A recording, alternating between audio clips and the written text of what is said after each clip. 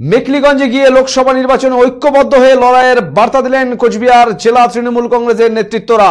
রবিবার মেখলিগঞ্জে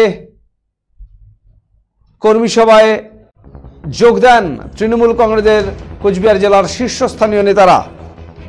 তৃণমূল কংগ্রেসের রাজ্য সহ সভাপতি রবীন্দ্রনাথ ঘোষ, তৃণমূল কংগ্রেসের কোচবিহার তৃণমূল কংগ্রেসের মুখপাত্র পার্থপ্রতিম রায়, দলের কোচবিহার জেলা সভাপতি অভিজিৎ দেবভৌমিক, উত্তরবঙ্গ উন্নয়ন মন্ত্রী তথা তৃণমূল কংগ্রেস নেতা উদয়ন গুহ, মেখলিগঞ্জের বিধায়ক পরেশ চন্দ্র অধিকারী, মহিলা তৃণমূল কংগ্রেস সভানেত্রী সুচিস্মিতা দেব শর্মা সহ তৃণমূলের বিভিন্ন গণসংগঠনের নেতৃত্বরা উপস্থিত ছিলেন এদিনের সভায়। এই সভা থেকে বিজেপিকে এক হাত নেন তৃণমূল কংগ্রেস নেতারা।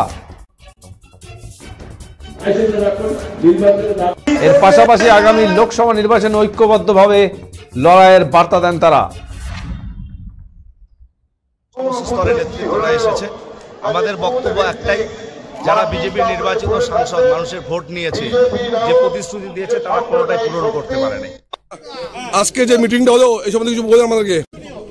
এটা তো সবাই দেখলো, মানে নিয়ে বলার কি আছে, এটা একটা ঐক্যবদ্ধ সামনেই লোকসভা ভোট, বলেন দিদি। ঐক্যবদ্ধভাবে আমরা নেতারা যারা জেলার নেতৃত্বে আসি, আমরা সবাই ঐক্যবদ্ধ, সেটা যেমন একটা বার্তা দেওয়া হচ্ছে সব জায়গায়। পাশাপাশি আমরা সবাইকে বলছি যে মানুষের কাছে যান, মানুষের সাথে যোগাযোগ করুন এবং ঐক্যবদ্ধভাবে লড়াই করুন। আমাদের একটাই লক্ষ্য, বিজেপি হাঁটাতে হবে। এটা কি লোকসভা আবার আছেন নির্বাচনে না বলছেন, তোমার অসুবিধা হবে আমাদের